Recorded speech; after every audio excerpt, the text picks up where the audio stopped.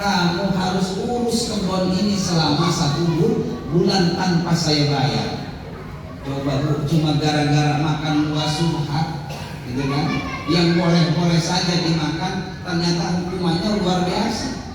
Harus ngurus kebun selama 1 bulan dan dibayar. Tapi seorang pemuda yang bernama Idris berpikir, daripada nanti dihukum oleh Allah, tidak mendapatkan kenikmatan dalam ibadah, tidak mendapatkan ridho dari Allah ketika melaksanakan ibadah, saya lebih baik dihukum saat ini oleh pemilik kebun. Akhirnya dia urus kebun itu, dia jaga kebun itu. Selesai sampai 1 bulan, datanglah dia ke pemilik kebun. Wahai Tuan, saya sudah menyelesaikan tugas saya. Apakah sekarang Tuan sudah ridho? Ternyata masih nggak ridho juga. Kata Tuan yang bernama Ubaidillah, persyaratan terakhir untuk menembus keridhoan saya, kamu harus mau mengawini anak saya. Wah, malah disuruh kau.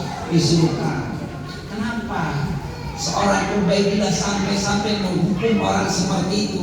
Karena dia berpikir ini orang-orang hebat, ini pasti orang soleh. Kalau bukan orang soleh, mana mungkin hanya sekedar menemukan makanan seperti itu dia mencari keridhaan dari pemilik. Tidak mungkin. Ini pasti orang soleh, orang hebat. Jangan sampai diambil oleh orang lain. Ini harus jadi menantu, kata si pemimpin. Akhirnya apa?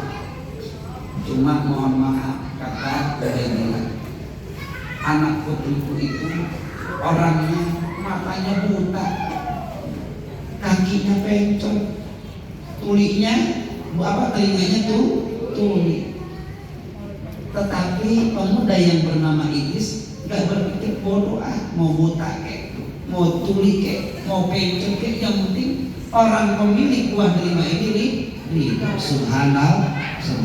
Coba itu kalau orang yang sudah seperti itu merelakan dirinya untuk tidak mendapatkan kenikmatan dunia, yang penting kenikmatan akhirat menjadi tujuan. Dasar memang orang soleh ya. Ternyata di luar dugaan.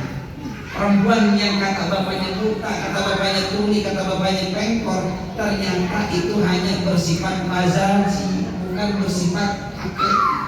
Pas disuruh keluar, ternyata cantiknya luar biasa, bernama Fatimah. Cantiknya luar biasa, boro-boro buta, malah bola matanya luar biasa cantik.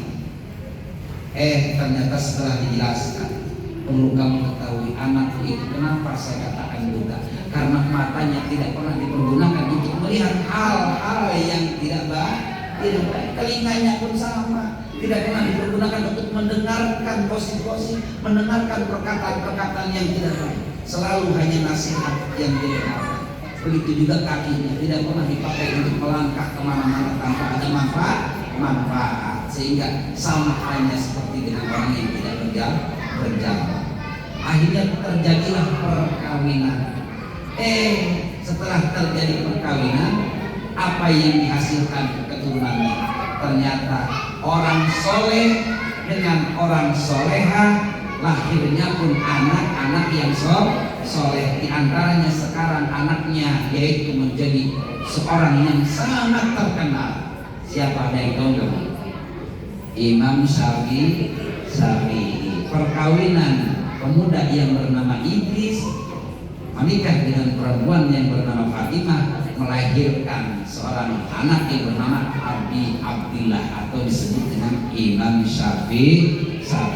Anaknya juga soleh tuh, gara-gara diantaranya warok dalam hal pola pikir, pola hidup, pola makan, pola yang lainnya, maka lahirnya juga menjadi baik.